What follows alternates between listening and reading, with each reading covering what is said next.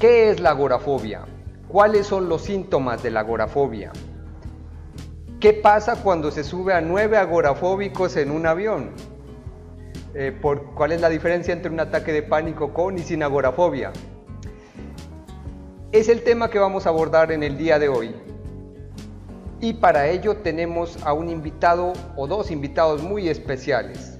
Mi colega, mi amigo Rubén Casado, y a Cristina Luna, quien también es psicóloga y colabora con Rubén Casado en AMADAC. AMADAC, que es la Asociación Madrileña para el Tratamiento de la Ansiedad y de la Agorafobia. AMADAC, muy bien. Bienvenidos a todos, tanto a los seguidores en el canal de YouTube Libre de Ansiedad, a los seguidores en el podcast Descifrando la Ansiedad. Suelo subir estos videos también, estas entradas en mi fanpage Tratamiento de Ansiedad. Bienvenidos a todos. Hago estos videos, ya saben ustedes, con mucho cariño. Soy el director de la página nelsonarturopsicólogo.com, donde vas a encontrar el curso Supera la Ansiedad, psicoterapia online, todo lo que necesites para superar la ansiedad de manera productiva, constructiva y sin efectos secundarios, sin medicinas. Muy bien, sin más, entremos en materia y por supuesto le vamos a dar la bienvenida a estos dos invitados de lujo, nada más ni nada menos que Rubén Casado, quien estuvo afectado por ataques de pánico, al igual que este servidor, quien es psicólogo, también estuvo afectado por ataques de pánico mientras estudiábamos la carrera, los dos tenemos esa similitud, y otras más, ¿no? Un poco extrañas coincidencias, hasta escuchamos los mismos podcasts. Somos del equipo de las mentes brillantes, es decir, Calvito, ya los dos. Bueno, hay varias coincidencias que nos unen en buena hora con Rubén Casado de AMADAC. Ya saben, ya en un momento nos darán sus coordenadas virtuales. También le damos la bienvenida a Cristina Luna, quien ya les había anticipado, trabaja también en AMADAC. También es psicóloga, es especialista también en el tratamiento de la ansiedad. Muy bien, bienvenido Rubén, bienvenida Cristina. Pues muchísimas gracias por estar aquí en el programa. Nosotros encantados de poder estar aquí también. Bueno, yo creo que también hablar un poco que nosotros que estamos aquí no somos los únicos que hemos estado afectados por la ansiedad, porque Cristina también. Yo es que siempre cojo gente que sepa de qué va la cosa. Sí, hay una historia ahí también parecida. Y bueno, pues yo también tengo mi propia historia con la ansiedad, con la agorafobia, los ataques de pánico y bueno, pues también, mira, como contaba Nelson, también me pilló estudiando la carrera de psicología. Ya somos tres con coincidencias, entonces. Sí. Tres, vaya. Sí. Solo me faltaría preguntarte, ¿te gustan los podcasts de historia? Ahí me pillas un poco más, o sea, no soy muy fan seguidora, pero bueno, nunca es tarde. Pero en lo demás sí que estamos conectados, ¿no? Ahora, al estar tres personas, al haber vivido la ansiedad, tenemos, ¿qué se puede decir? Mucha más facilidad para comprender a nuestros pacientes, a nuestros seguidores que tienen ansiedad. Es decir, les vamos a hablar personas que entendemos cómo se sienten ustedes, que sabemos lo que es estar en sus zapatos, desinformados, alterados, pero que hay formas de salir. Muy bien, ya les vamos a explicar específicamente en el tema de hoy cómo se sale de la agorafobia. Muy bien. Empecemos por acá, mi estimado Rubén y Cristina, comentando, usualmente se tiene que la agorafobia se toma del ágora griega, que es un teatro prácticamente, una construcción al aire libre. Un lugar de reunión normalmente, donde se juntaba el pueblo, ¿no? Y de allí surgió una idea que dicen que agorafobia es tenerle miedo a los espacios abiertos, mi estimada Cristina, pero ya más modernamente, creo yo, un libro que seguimos los psicólogos, el DSM-4, creo que lo hizo muy bien, dijo, no, la agorafobia es una cosa diferente. Cuéntanos, mi estimado Rubén, ¿qué es la agorafobia? ¿Cómo se define la agorafobia? Pues que fíjate, el otro día estamos Cristina y yo hablando de un caso que estaba llamando Cristina, además, que es un caso de fobia a los espacios, ¿no? Y entonces hablamos, oye, ¿cómo se parece esta acepción, verdad, Cristina, a lo que en origen, ¿no? Significa esta palabra, ¿no? Que es miedo a esos espacios abiertos. Y eso es verdad, la fobia a los espacios. Ahí existe ese miedo a quedarte, a poder caerte, a poder ser vulnerable y sentirme esa vulnerabilidad dentro de esos espacios, pero es verdad que la agorafobia quizás es una cuestión un poquito más compleja que todo ello. Diríamos que la agorafobia es el miedo a no poder salir, a no poder escapar o a no poder recibir ayuda cuando me encuentro en un espacio que yo denomino que no es seguro. El hecho de que un espacio sea seguro o no es una cuestión bastante subjetiva porque depende de donde yo creo que puedo tener un ataque de pánico o no. Parece que el ataque de pánico que va antes de la agorafobia, por si, bueno, no sé si hablaremos después del ataque de pánico, también claro puede ser, sí, pero bueno. Ataque de pánico con y sin agorafobia. Previo a la agorafobia, diríamos, está el ataque de ansiedad, que es esa experiencia que la persona ha tenido en la que, bueno, ha tenido la sensación de que algo terrible iba a pasar, iba a morir, iba a perder el control, iba a volverse loca. Bueno, de tal forma que, bueno, lo que termina siendo importante para la persona, el leitmotiv un poco de su vida es no estar en un lugar en el que si tengo un ataque de pánico, bueno, pues no pueda escaparme hacia algún lugar seguro o no pueda dirigirme o no pueda recibir ayuda. Entonces, eso condiciona absolutamente todo el entorno vital de la persona. Esto es muy importante porque igual que hay otras fobias que son un poquito más limpias, como la claustrofobia, que es simplemente salir del espacio amenazante y ya está, en este caso está imbricado porque hay muchos aspectos de la persona que están implicadas en este caso, ¿no? Muy bien. Para que la gente nos entienda mejor, mi estimada Cristina, por favor, danos un ejemplo de agorafobia, algo que la gente del común tienda. Danos un ejemplo de agorafobia, por favor. Pues mira, como hemos empezado, Nelson, hablando de esa historia común que teníamos los tres, pues yo puedo poner un ejemplo, ¿no? que tiene que ver con mi propia experiencia, ¿no?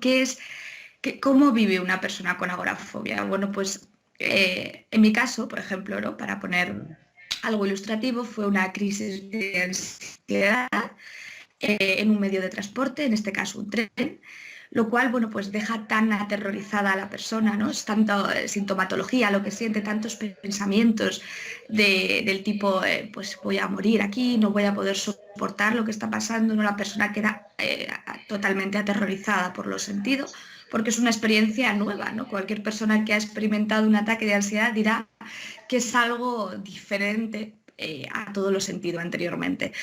Entonces empieza a aparecer como un leitmotiv en la vida de la persona, que es no puedo repetir esto, yo no puede ser que vuelva a experimentar estas sensaciones tan desagradables.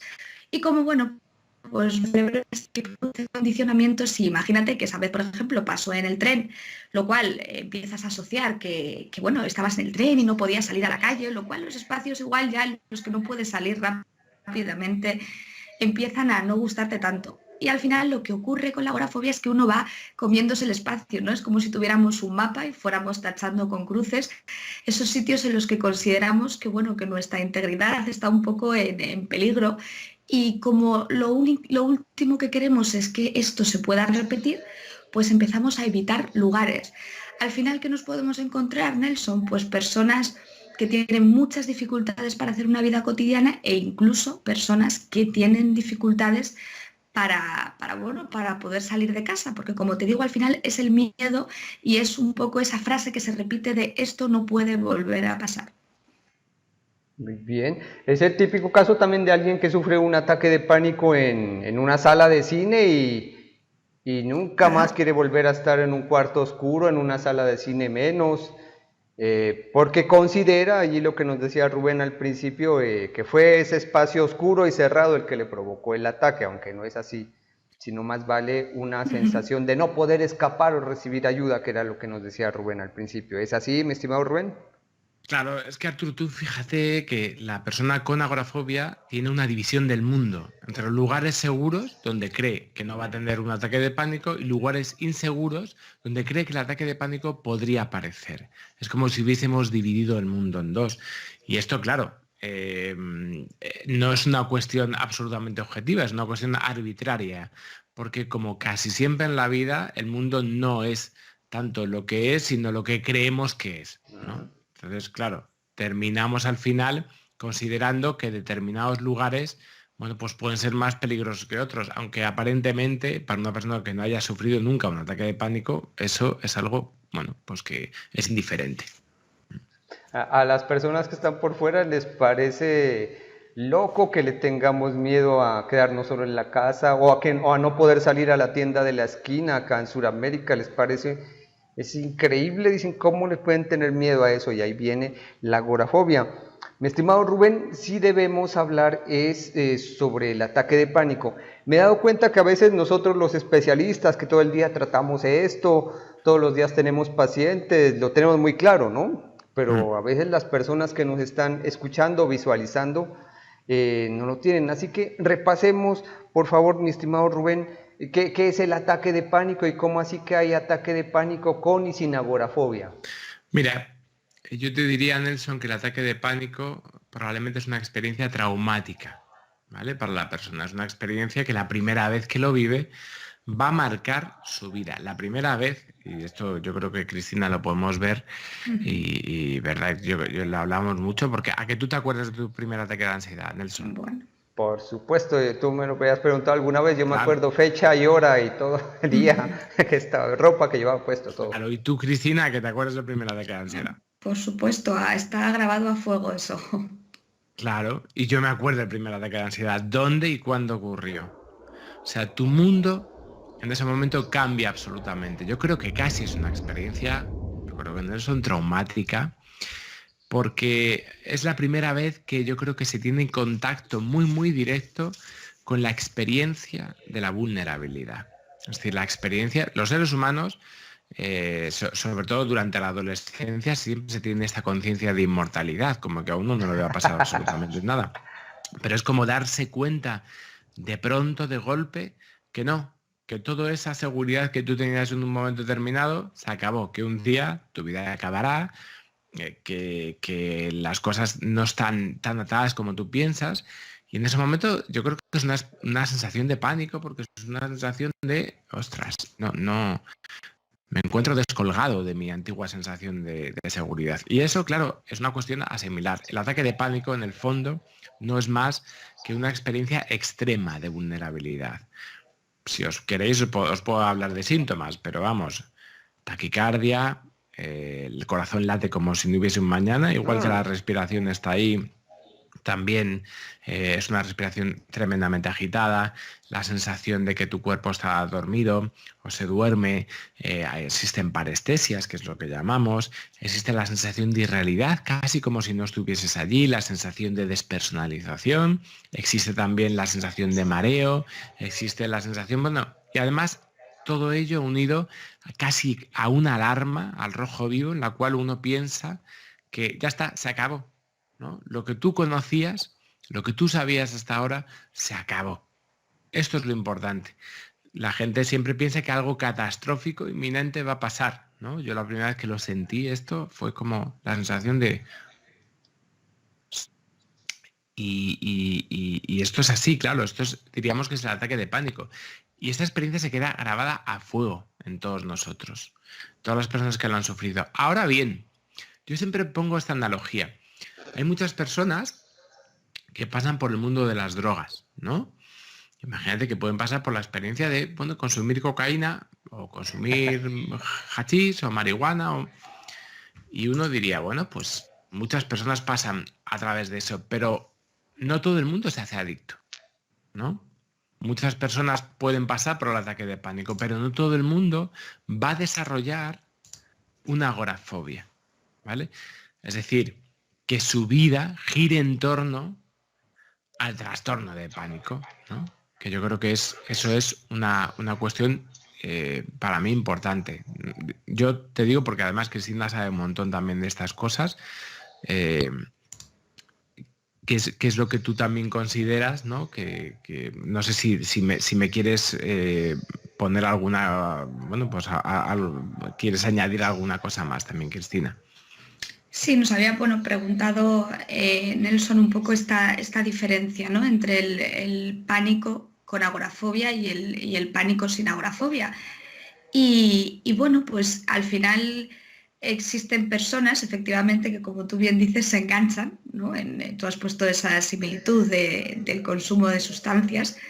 Y otras personas, bueno, pues viven este tipo de sintomatología, de sensaciones, de pensamientos, de una manera en la que no condiciona el contexto, ¿no? Es decir, uno tiene miedo, tiene una inquietud constante por poder revivir ese tipo de sensaciones, pero no aparecen ni no son condicionadas según el contexto en el que estábamos. Decía antes Nelson, por ejemplo, el cine. Pues en ese caso la persona habría tenido habría sufrido un ataque de pánico y no se habría producido, ¿no?, ese condicionamiento de no puedo salir, no puedo entrar. Sería una cuestión más de no quiero repetir estas sensaciones, que más asociadas a un lugar, ¿no? Estaríamos hablando de esa diferencia cuando hablaríamos de trastorno de pánico únicamente y cuando añadiríamos el término agorafobia, en el que estaríamos hablando ya de determinados espacios donde la persona pues despierta todo ese tipo de sintomatología y de pensamientos, ¿no? Por favor, Cristina, danos un ejemplo de que a veces, incluso a estudiantes mismos de psicología que yo he tenido, les queda difícil identificar un trastorno de pánico con y sin agorafobia. No sé si nos podrías dar un ejemplo más, aparte de los que ya hemos dado aquí, para que la gente, los visualizadores, se hagan una idea más clara. ¿Cómo es un ataque de pánico con agorafobia? Incluso yo sé que hay agorafobia sola, ¿cierto? Como diagnóstico. No sé si nos podrías dar, pero tú, Rubén, algún ejemplo. De la agorafobia sola, de todas formas. Sería una cuestión como para ver la parte, pero bueno. Es raro. Yo hasta ahora agorafobia sola no conozco. Con pánico sí. ¿Nos podrías dar algún otro ejemplo, mi estimada Cristina, de algún caso? Sí, vamos a poner un ejemplo de un trastorno de pánico con agorafobia. Pues en este caso, un sujeto llamado Pepe, por ejemplo, pues Pepe habría sufrido determinados crisis de ansiedad, lo cual él tiene mucho miedo, imagínate, a estar lejos de casa porque pueda sufrir esa crisis y no poder sentirse refugiado, lo que la casa suele ser un lugar significativo para todo el mundo que tiene agorafobia. Es un lugar de refugio donde volver y donde sentir que estamos más protegidos, que estamos a salvo. Entonces para Pepe pues es muy complicado poder ir a trabajar, poder ir a hacer la compra a un centro comercial, incluso poderse alejar de casa, porque casi siente que cuanto más se va alejando de casa, más probabilidades de sufrir su crisis de angustia tiene y más vulnerable y más desprotegido se siente ante el mundo. Otro ejemplo podríamos poner de un sujeto que se llama Luis, y en este caso Luis sufre ataques de pánico pues de manera, la gente lo suele describir como una manera repentina, ¿no? Es decir, ya no lo asocia tanto. El agorafóbico con crisis de pánico te diría: me estoy alejando de casa y me han dado crisis de pánico, estoy metiéndome en un centro comercial y me dan crisis de pánico porque me alejo de la puerta de entrada o de salida. Y en el caso de la persona que tiene únicamente un trastorno de pánico, te contaría que de repente, ¿no?, de manera que obviamente esto no es así, no es una cuestión de repente, pero de una manera casi súbita empieza a tener episodios pues de sintomatología, de pensamientos catastrofistas, que no relacionará tanto con, como te digo, con la lejanía de casa, con determinados espacios, con el cine, con los medios de transporte. O sea que haríamos esta distinción, ¿no? Para el agorafóbico existe un mundo mucho más marcado que para la persona que únicamente tiene un trastorno de pánico. Más temor, más evitación, ¿no?, de salir de esa zona de seguridad que nos comentaba Rubén. Y aquí vamos a abordar algo que a mí me pareció muy llamativo desde el título, algo que ustedes están por hacer o van a hacer o ya hicieron, ya me dirán. Hicimos. Acabamos de regresar. No, acaban de regresar. Subieron con agorafóbicos pacientes suyos, ¿cierto? Pacientes suyos, subieron en un avión y se fueron hasta Portugal, ¿cierto? Bueno, sí. Hasta Portugal. Volvieron. Cuéntenos cómo es eso. Yo cuando miré desde el título dije, oh vaya, Rubén está volando. Dije, volando, nunca mejor dicho, ¿no? Tanto por el avión como en las cuestiones psicoterapéuticas. Cuéntanos, Rubén, ¿cómo fue esta experiencia de nueve agorafóbicos? ¿Son 9? Sí, 9 tuvimos. 9 personas con agorafobia, que como está comentando Cristina, es un miedo muy terrible abandonar nuestra casa, nuestra zona de confort. No queremos salir a veces ni a la esquina. Bueno, cuéntanos, Rubén, ¿cómo ha sido ese proceso? ¿Cómo fue esa experiencia con esos pacientes? Bueno, pues para otros, digamos, para cualquier persona que supongo que viajaba en ese avión, era un viaje a Porto, pero para nosotros era un viaje a Venus. Entonces, yo creo que es muy importante también entender el valor que tuvieron. Además, fíjate que hubo, yo creo que mucha respuesta también de las redes, que para algo puedan servir, que yo creo que eso es muy interesante. El hecho de que es una historia además muy inspiradora, ¿no? Para muchas de las personas que, como ellos, siempre pensaron que jamás cogerían un avión, ¿no? Y es verdad que 9 personas, que han sido unos valientes, con los cuales hemos tenido una preparación, sobre todo durante el último año, ha sido una preparación intensa. Ahora que nos cuente un poco también Cristina que hemos hecho antes de viajar en avión. El avión es como el punto y final, como la guinda, el colofón de todo, pero hemos trabajado mucho y bueno, pues ha sido toda una experiencia donde además hemos hecho noche allí. Para muchos de ellos era la primera vez que estaban fuera de casa, sin sus familias. Por lo menos en mucho tiempo, y bueno, pues ha sido algo muy, para mí ha sido muy interesante. Lo más interesante que me pasó el otro día en una sesión de evaluación que teníamos con ellos era que decían que habían sido muy felices. Yo siempre pienso esto del deseo y el miedo, ¿no? Cuando superamos esto del miedo, hay algo que nos hace muy felices, Arturo, ¿no? ¿Qué hemos hecho antes, Cristina? Porque hemos hecho un montón de cosas, ¿verdad? Bueno, ya te digo, nos hemos preparado duro durante más de un año. El otro día también hablábamos, ¿no? En esta sesión de tratamiento que decía Rubén, que bueno, que importante, ¿no? A veces es marcarse objetivos, que esto a veces uno necesita saber que tiene una meta, que vamos a algún lugar, y yo creo que ha sido algo muy motivador para todos, el saber que había un sitio al que queríamos llegar, había ese viaje que queríamos realizar. Y bueno, pues hemos hecho un trabajo largo, un trabajo bueno, costoso también para ellos, pero bueno, bonito, ¿no? Y gratificador, yo creo que para todos. En el que, bueno, aparte, primero hemos hecho muchas exposiciones, ya empezábamos a entrenar esto de estar lejos de Madrid. Nos hemos cogido, pues ahí hemos estado 13 personas en un tren, nos hemos ido a Ávila, nos hemos ido a Toledo, hemos visitado Madrid por la noche, pues ahí hemos estado 2 horas de excursión. Y bueno, al final el objetivo era que ellos pudieran estar poco a poco preparados y quizás con más confianza, ¿no? Al final es un trabajo progresivo en el que la persona necesita ir poco a poco ganando esa seguridad en sí mismo, en sí misma, y dándose cuenta que, bueno, que quizás esto de los imposibles es más una cuestión mental que real. Así que sí, aparte de bueno, todo el trabajo que hemos hecho ahí en nuestra sala de terapia, trabajando, bueno, pues cuestiones que inquietaban a cada uno, hemos hecho un trabajo muy activo, ¿no? En el que, bueno, pues hemos salido mucho a la calle, hemos hecho mucho trabajo de campo, bueno, pues que al final ha dado unos resultados muy positivos en este viaje que como decía Rubén, ¿no? Yo creo que han sido muy felices ellos y nosotros también de poder verles y disfrutar bueno, de lo que es un trabajo bien realizado también por su parte, claro. Permítame puntualizar aquí, ¿no? Para ubicación de nuestros visualizadores, de nuestros oyentes en el podcast. Sucede y pasa que nosotros como psicólogos trabajamos algo que se llama una jerarquía de temores, de situaciones o lugares que estamos evitando, y a veces también de sensaciones físicas. Esa jerarquía, como bien dice el nombre, está ordenada, de menor a mayor. Por ejemplo, solo por colocar un ejemplo, ¿no? Salir a la puerta de tu casa te da un miedo, por ejemplo, de unos, ¿qué te digo yo? De unos 20, ir a la esquina de tu casa unos 40, ir a 2 cuadras unos 30, 40, bueno, y así va aumentando.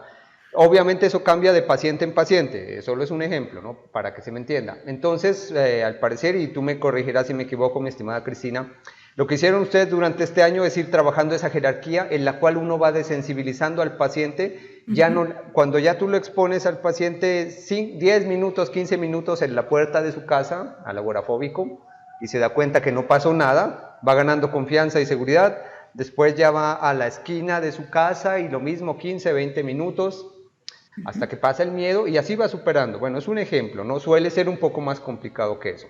Sensaciones físicas también vamos desensibilizándolo los psicólogos, sobre todo la sensación del corazón acelerado y de la asfixia. Corrígeme si fue así, o sea, en ese trabajo que tú dices de un año, ¿fue esta jerarquía, esa desensibilización progresiva lo que trabajaste?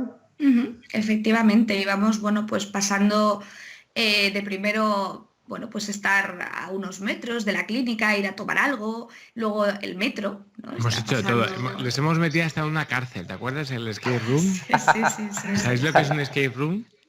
Un escape room es un juego en el que tú tienes que salir de una habitación. Y una de las veces, pero tú no puedes salir de la habitación a no ser que resuelvas una serie de enigmas, ¿sabes? Entonces había uno que era una cárcel que tú no podías salir hasta que estuvimos una hora, ¿verdad? Allí, ¿te acuerdas? Sí. Muy Sí, bien. Salimos. Sí, los han ido sometiendo, fíjense ustedes. El metro. Eso precisamente iba a decir, fíjense ustedes, han estado en metro, han estado en situaciones en las cuales para un agorafóbico es muy difícil estar. Nos hicimos aquí la línea 6 entera, que para nosotros la línea 6, para cualquier madrileño la conoce, es la línea que recorre todo Madrid, o sea, que hace un círculo por Madrid. Y una de las o sea, hemos hecho muchos viajes en metro hasta que lo conseguimos hacer la línea 6 entera. ¿Qué más hemos hecho? Un montón. Sí, tren, hemos hecho varios, ahí nos hemos ido a la Sierra de Madrid, hemos estado, bueno, como he dicho antes, a Vila Toledo, hemos subido a edificios altos también, hemos estado ahí tomando unos refrescos en terrazas altas, bueno, poquito a poco, ¿no? Como decías, Nelson, al final, porque en el fondo el agorafóbico no tiene miedo de sí mismo, entonces, bueno, pues era un poco ir contactando con tus propias sensaciones, con tus propios pensamientos, ir normalizando determinadas cuestiones y, como bien decías, pues ir subiendo escalón por escalón. Claro. En el Primark, nos hemos metido en el Primark. ¿Qué es el Primark? Coméntanos para los que somos latinoamericanos. La super tienda de ropa que hay aquí en medio de la Gran Vía, que es una tienda inmensa donde se pueden perder. Nos hemos metido en el Corte Inglés, que también son unos grandes almacenes. La casa de campo, la casa de campo, hemos montado en bici todos juntos por la casa de campo, hemos hecho el teleférico, hemos hecho de todo. Qué todo. Vaya. Está bien. Ojo, pero aquí para nuestros visualizadores y nuestros escuchas, para nuestros visualizadores, desde que estuvimos hablando de esto, colocamos aquel letrerito que dice: no intente estas técnicas sin supervisión de un profesional. Recuerden ustedes que estas jerarquías, esta preparación que han estado hablando, que fíjense, se han demorado casi un año. Depende del caso, el tiempo de exposición hacia cada estímulo también varía de persona a persona. Yo he comentado, Rubén, de un esposo bien intencionado que, como la señora tenía ansiedad, agorafobia, y dijo: la vamos a subir allá a Disney a estas, ¿cómo se llama? Estas montañas rusas. A las montañas rusas. Y dijo: yo con eso le quito el miedo, ¿para qué psicólogo? Y lo que hizo fue ponerla más temerosa, porque ese estímulo, primero que nada, no tenía nada que ver con sus temores. Segundo, es un estímulo que sí da miedo, aterroriza a la gente, pero es muy corto. Para que nuestros miedos se quiten debe tener determinada duración y debe estar relacionado con los temores, ¿no? Nuevamente, no intenten estas técnicas sin supervisión, sin asesoría de un profesional. Aquí estamos dando obviamente una guía, muestra de cómo se hace, pero no porque veas este video vayas a salir tú: uy, bueno, me voy a subir al metro de acá de Ciudad de México, que tengo varios pacientes en México, saludos para ellos. De hecho, alguna vez me pasó un cacharro, ya te lo voy a comentar, Rubén, en el metro de México con un paciente que hizo algo que yo no le había mandado a hacer, ¿no? Bueno, entonces no vayan a intentar esto sin supervisión de un profesional. Debe estar la jerarquía que estamos hablando, el trabajo de preparación, como lo dice Cristina, como dice Rubén, que se demora, fíjate, un año, se demora tiempo para llegar a esto. Muy bien. Oye, aquí tengo unas preguntas un tanto técnicas. Una curiosidad. Bueno, Las demás personas en el avión, o sea, mejor dicho, ¿ustedes iban en un módulo aparte o iban con los demás pasajeros? No, nosotros no dijimos nada porque ahí no puedes decir nada. Ajá. Quiero decir, nosotros fuimos totalmente de piratas porque aparte que no es... nosotros, a no ser que hubiese en un momento determinado, que además se portaban bastante bien y no hubo en ese sentido ningún tipo de problema, normalmente no vamos ya colgando esa etiqueta, tampoco es necesario ponerla. Aparte, estamos nosotros para poder controlar la situación en un momento determinado. Entonces, bueno, por lo menos esa fue nuestra filosofía, ¿no? Yo creo que si no hubiesen estado más nerviosos. ¿Qué hubiera pasado? Que a veces pasa y uno como psicólogo de ellos tiene que estar preparado. ¿Qué pasaría si alguien de ellos, no sé si pasó, tú me dices, si alguien tuvo un ataque de pánico en pleno vuelo o se sintió mal, cómo se manejó o cómo se hubiera manejado si eso hubiera pasado? No sé, Cristina, ¿tú qué me dirías? Sí, pues sí, hubo, bueno, quizá determinados episodios de que sí, de nerviosismo, de ansiedad, pero bueno, al final yo creo que nosotros tenemos un papel, bueno, de mostrar confianza a la otra persona. No creo que haya unas determinadas técnicas muy explícitas ni algo muy concreto, sino al final la persona sabe que estás con él. No se trata, como hablábamos antes Rubén y yo, ¿no? Es dar mensajes continuamente de relájate, estate tranquilo, porque al final la persona se pone más nerviosa, ¿no? La persona siente mucho miedo por lo que está pasando y al final si tú le transmites mensajes del tipo venga, sal de aquí, no deberías estar así, le estamos dando ese mensaje de esto que te está pasando no debería de estar pasándote. Y como nosotros sabemos bueno, pues que está bien que pase, ¿no? A veces las primeras veces que tenemos determinadas experiencias es normal que estemos nerviosos, que tengamos miedo, que tengamos síntomas y yo creo que ese es verdaderamente nuestro papel, ¿no? Son el poder normalizar todo esto, ¿no? El poder quitarle todo este tabú y todo bueno, esto que gira en torno al miedo, que lo tenemos muy, muy mitificado para poderle dar una connotación de normalidad y poder permitirle a la persona también que pueda encontrarse mal en determinado momento y que ellos vean que a nosotros pues no nos asusta su miedo porque realmente sabemos que no está pasando nada, nada peligroso ni nada para que tengamos que alarmarnos. Muy bien. Me imagino, Rubén, que después de esto ya es que inténtalo tú solo, tú sola, ¿cierto? Me imagino. No sé, La tú me idea es dirás. que, igual que en otros viajes que hemos hecho, ellos ya, como nos van mostrando en nuestros grupos de WhatsApp, van haciendo sus viajes, van saliendo a otros sitios, van haciendo...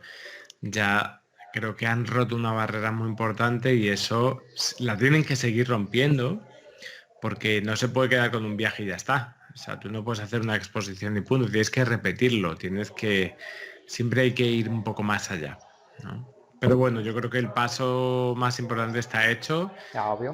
y depende un poco más de ellos en el sentido de que ya sigan por ese mismo camino, pero vamos, hemos hecho mucho trabajo y tienen mucho refuerzo. Vamos a ver. Muy bien. Oye, aquí dos cosas, ¿no? Quisiera puntualizar. He tenido de las más recientes dos pacientes que hicieron ese viaje en avión, bueno, solas, dos centroamericanas, obviamente no menciono los nombres para salvaguardar su identidad, pero más que al avión, ellas lo que tenían miedo es a llegar a una ciudad diferente, a alejarse de su país, ¿no? Lo hicieron y de manera muy exitosa. Saludos para ellos, ya les enviaré este video y ellas sabrán que me refiero a este par de señoras. Y cuéntanos cuál fue el resultado, mi estimado Rubén, o no sé si Cristina, quien quiera, cuál fue el resultado de este, ¿qué se puede decir? De este ejercicio. ¿Cómo les fue a los pacientes cuando aterrizaron fueron de Madrid a Oporto, ¿cierto? Sí, de Madrid. ¿Es como una hora en avión? Más o menos. Sí, 40 minutos aproximadamente. Bueno, ¿cuál fue el resultado? Cuéntenos, ¿cuál fue el resultado? ¿Llegaron bien estas personas? No sobra decirlo. Nosotros los psicólogos tenemos esto muy claro, ¿no? Pero a veces la gente que nos escucha, yo me he dado cuenta tras entrevistas con ellos, no, nos parece obvio a nosotros quienes estamos hablando de esto, ¿no? Pero a nuestros visualizadores y oyentes no. ¿Cuál fue el resultado de este ejercicio? Pues yo creo que muy positivo, ¿no, Cristina? Totalmente, yo creo que es una lección al final para ellos mismos, ¿no? De cómo la mente nos cuenta constantemente que no podemos hacer cosas Y bueno, pues la experiencia fue mucho mejor de la imaginada por todos ellos, que todos habían imaginado. ¿Qué decían ellos? Tratemos de poner las palabras de ellos. ¿Qué decían, qué manifestaban ellos, Cristina, al bajar de ese vuelo de casi 1 hora ya en Oporto? ¿Qué decían, qué manifestaban? Pues fíjate, yo tengo recuerdos de expresiones del tipo lo hemos hecho, ¿no? Lo hemos conseguido. Ujú. Como en el fondo era una sensación de no me puedo creer que esto haya pasado, porque Rubén lo dice muchas veces, ¿no? Que al final esto se trata de ir haciendo imposibles. Y entonces, claro, pues uno hasta que no lo hace no se cree muy bien que es capaz de hacerlo. Así que eran, bueno, pues un poco esas frases y sobre todo esas caras que transmiten mucho más muchas veces que lo que podamos decir de emoción y de sentir que claro, que sí que podían. Esa cara de estoy aquí, ¿no? Ujú. Lo hicimos, qué bien, Nunca qué eso bien. era imposible y estoy aquí. No es un shock a la mente, es un de repente romper todas las creencias, ¿no? Todas las expectativas que tenías en ese momento sobre qué ibas a hacer con tu vida y qué iba a ser de tu vida. Y es, estoy aquí, ¿no? Se pudo, se logró, ¿no? El Mm. caso de una de estas dos chicas de Centroamérica que les comento, después de un largo viaje en avión hacia Europa, precisamente. Lo pude, lo hice, sobreviví y no pasó nada. Aquí es donde yo les digo a mis pacientes la pregunta del millón. ¿Sucedió aquello tan terrible que la idea alarmista, que esa idea trágica te decía, sí o no? Pues hasta el momento siempre me dicen, no, no sucedió. Por el contrario, la pasé bien, disfruté, sobreviví. Me imagino que fue algo parecido con estos señores y señoras, Mm. ¿cierto? Sí, Muy bastante parecido a bien, esto. Mm. muy bien, muy bien. Ojo, ya me imagino que Rubén o Cristina nos darán la dirección, la URL del video que estamos hablando. Lo dejaremos aquí en la descripción de este video, de este podcast, según el Sí, medio que te lo ustedes estén mando. escuchando. Ya Ujú. nos lo enviarán, un trabajo muy exitoso. ¿Sabes qué me das una idea, Rubén? También de transmitir algo así que todos los días realizamos los psicólogos que trabajamos con ansiedad, este tipo de descondicionamientos, de desensibilizaciones y pedir lo que lo graben. Me animo a hacerte una pregunta muy técnica, Rubén. Claro. Aquí he notado yo, ¿no? Al menos el paciente latino, que son los que más trato yo, es un poco tímido, reacio a grabar, a subir cosas a un grupo de Facebook. Y yo veo que tú lo haces a diario, ¿no? ¿Cómo podemos facilitar eso? Ojo, que eso se hace para compartir el éxito que tenemos y decirle a los demás, mira, la ansiedad no mata, si yo pude, tú vas a poder. ¿Cómo haríamos para motivar sobre todo al latino que es un poco más tímido en cuanto a eso, ¿no? Que me diga, mira, yo no podía salir en bicicleta y me grabo manejando bicicleta y salí. ¿Cómo haríamos, mi estimado Rubén? Bueno, ¿Qué me quizá sugieres? yo creo que Una lo pregunta primero, a lo técnica, ¿eh? mejor de primeras no depende tanto de nosotros, yo creo que hay una cuestión también cultural. Yo creo que quizá Europa en ese sentido está quizá aceptando o lleva cierto tiempo aceptando que bueno, que el psicólogo es algo que puede ser algo perfectamente normal. De Mm. hecho, cada vez está más normalizado. Y yo creo que la labor que tú haces de divulgar, de poder contar a la gente que lo que le está pasando lo está pasando, que no es de Marte, ni de Venus, ni de Júpiter, sino que lo que le está pasando es algo que puede estar ahí, precisamente es lo que termina haciendo que las personas no sientan además una culpabilidad por tener lo que tienen. Y es más, yo creo que hay que dignificar a la persona que está pasando por aquí, porque está siendo muy valiente por superar sus miedos. No es que por el hecho de Exacto. tener miedo sea una persona que digas, bueno, pues es una persona que, digamos vale menos que otra. No, es que precisamente yo creo que el valor se demuestra con aquello que te da miedo, no con lo que no te da miedo. Ese es el Ujú. mérito. Es el mérito que tienen, por ejemplo, estas personas que han ido a Porto. ¿Qué mérito tiene ir a Porto? Ninguno. ¿Qué mérito tiene ir a Porto con agorafobia? Pues ese mucho. Mm, Te Claro. diría. ¿Qué me dices, Cristina? ¿Qué podemos hacer para motivarnos los pacientes latinos a compartir más? Mira, yo antes tenía miedo a cruzar la calle, ahorita ya la cruzo solo y ojalá compartirlo en un video, ¿no? Todavía nos da mucho temor por acá. ¿Qué me dices tú? ¿Cómo podríamos motivarnos más por acá en estos lares? Bueno, yo estoy un poco de acuerdo con lo que ha transmitido Rubén, ¿no? Yo creo que también puede tener un componente muy cultural y quizás sea bueno, algo que el tiempo podrá dar, que es el hecho de normalizar que nos pasan cosas.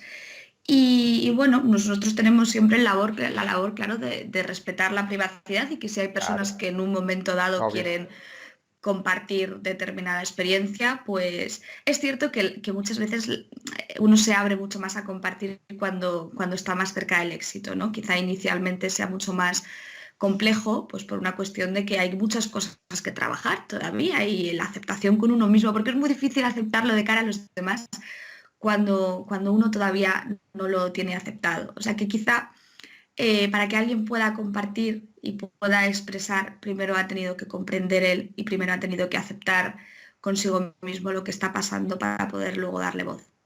Mm, mm. Sí, sin duda, sin duda. Muy bien, muy bien. No sé si Rubén o Cristina, por favor, regálennos sus coordenadas virtuales, dónde los encontramos en YouTube. Bueno, no sé, lo que tengan, por favor. Claro, bueno, yo Cuéntenos. antes de eso, yo sí te preguntaría un poco también a ti, ¿no? Que yo creo que Claro. tú también eres especialista en la ansiedad, que bueno, sueles trabajar mucho con este tipo de cuestiones Mm. y que para ti, según tu experiencia, ¿cuáles han sido las técnicas que a lo mejor hayan sido más efectivas para el tratamiento de los trastornos de ansiedad, ¿no? He comentado y creo que tenemos un video de estos pendientes, Rubén. A veces los ansiosos comenzamos buscando soluciones mágicas, místicas, ¿no? Poco a poco, como estaba estudiando psicología, yo mismo me fui acercando a esta de la terapia cognitivo-conductual y todos los días con pacientes refuerzo lo mismo, es la mejor técnica y lo que se hace son aproximaciones sucesivas hacia los temores dependiendo de cuáles sean. Algunos son físicos, algunos son de situaciones, algunos son de lugares.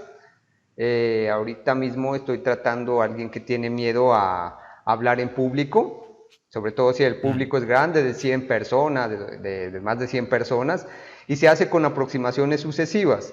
Este paciente me decía, es que la terapia de exposición no me ha servido, y ya cuando nos pusimos a ver, él no había hecho terapia de exposición. La terapia de exposición tiene que ser gradual.